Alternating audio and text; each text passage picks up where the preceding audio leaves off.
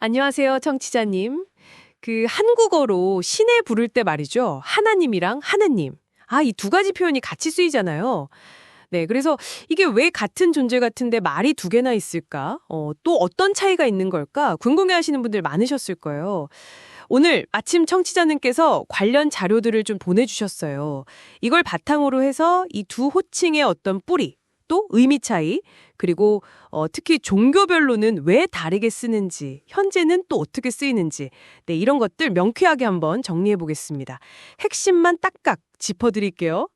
자, 그럼 이 흥미로운 언어 이야기 바로 한번 들어가 볼까요? 우선 두 단어 다 우리말에서 시작했다는 거, 이게 참 재밌네요. 네, 맞아요. 그 하나님하고 하느님 둘 다요. 그 어원을 따져보면 하늘 또는 뭐 크다, 유일하다 이런 뜻을 가진 순우리말 한 있잖아요.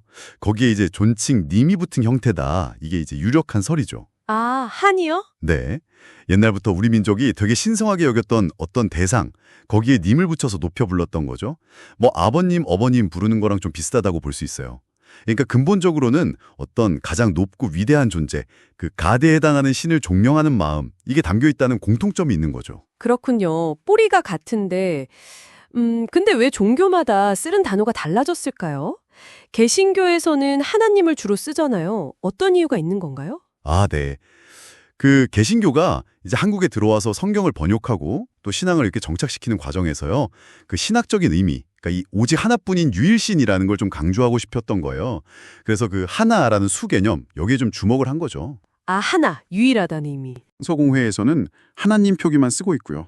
아하, 그 유일신 사상을 좀 더 명확하게 하려는 의도였군요. 네. 그럼 천주교는 왜 하느님을 쓸까요? 천주교는 조금 다른데요. 그 초기 번역 때부터 하늘에 계신 분이라는 의미, 그러니까 원래 하늘님이었을 걸로 추정되는 그 형태에서 자연스럽게 변한 하느님을 쭉 사용해 왔어요. 하늘님에서 하느님으로. 네. 아무래도 그 만물의 창조주이면서 동시에 하늘의 주재자다. 이런 느낌이 조금 더 담겨 있다고 볼 수 있겠죠. 그래서 지금도 카톨릭 성경이나 모든 공식 예식 또 문서 이런 데서는 하느님으로 표기하고 있습니다. 한국 천주교 주교회에서도 하느님을 공식 용어로 하고 있고요. 그렇군요. 그쪽은 하늘의 주제자. 이런 느낌이 더 강하군요. 그럼 불교는 어떤가요? 불교는 특정 신을 믿는 종교는 아니라고 들었는데요. 네, 맞습니다. 불교에는 그 유일신 개념 자체가 없으니까요. 하나님이나 하느님을 공식적으로 사용하지는 않죠.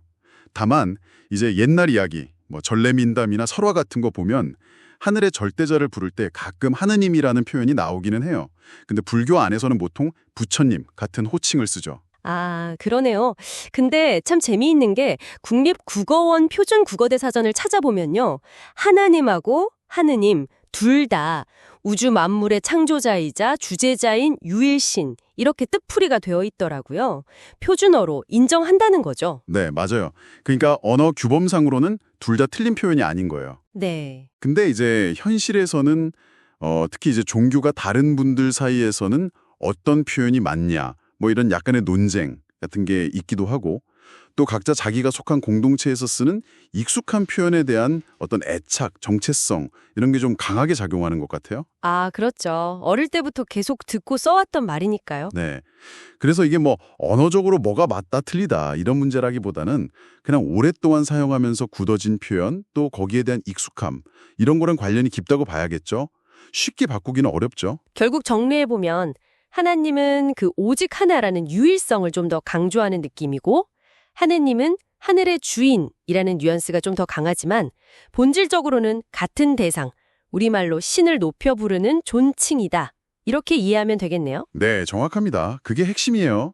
어느 한쪽이 틀렸다 이렇게 볼 게 아니라 각 종교가 우리나라에 들어와서 자리를 잡는 그 역사적인 과정 속에서 또 자신들의 신학적인 강조점에 따라서 자연스럽게 선택하고 사용해온 표현이다.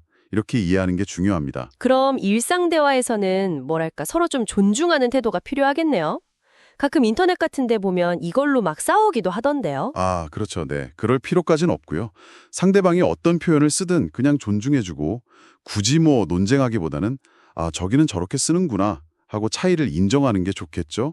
뭐 아주 중립적인 글쓰기 같은 게 필요할 때는 의미 차이를 잠깐 설명해 주면서 둘 다 써주는 병기하는 것도 방법이 될 수 있겠고요. 네, 그렇군요.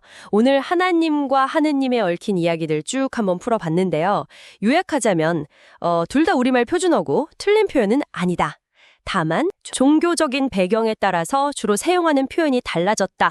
요 정도로 기억하면 되겠네요. 네, 그리고 무엇보다 중요한 건 이 두 단어 모두 우리말로 신을 높여 부르는 아주 소중한 우리말 표현이라는 사실이죠. 그 점을 잊지 않는 게 중요할 것 같습니다. 네, 서로 다른 표현이지만 그 안에 담긴 역사나 의미를 좀 이해하고 존중하는 자세, 이게 필요하지 않을까 싶습니다. 마지막으로 청취자님들께 이런 질문 한번 던져보고 싶어요. 언어는 그 생각을 담는 그릇이라고 하잖아요. 하나, 그리고 하늘. 어떻게 보면 약간 다른 뉘앙스에서 출발했지만 결국에는 같은 절대자를 향하고 있는 이 두 단어가 우리 사회에서 함께 쓰이고 있는 모습을 보면서요. 혹시 우리는 서로 다른 길을 통해서도 같은 어떤 진리나 본질에 다가갈 수 있는 거 아닐까? 그런 다양성의 가능성을 여기서 엿볼 수 있지 않을까?